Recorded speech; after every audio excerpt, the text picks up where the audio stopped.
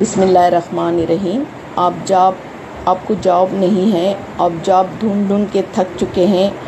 इसके लिए 3 दिन की नियत कर आप ताज़ा वज़ू बनाकर मुसल्ला बिछाकर 2 रकात नफिल नमाज पढ़िए और पहले रकात में सना पढ़कर अलहम पढ़कर खुलौज़ रब्बिन्नास 3 बार पढ़िए।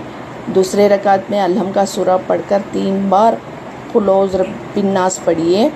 पढ़कर 313 मरतबा या बदिउस समावाती या बदिउल अर्द पढ़कर अल्लाह ताला से दुआ कीजिए।